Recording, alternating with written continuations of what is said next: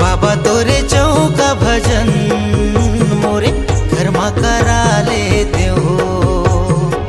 मन के मंदिर मा ये गुरु बाबा, मन के मंदिर मा ये गुरु बाबा तोरे आसन लगा लेते हो।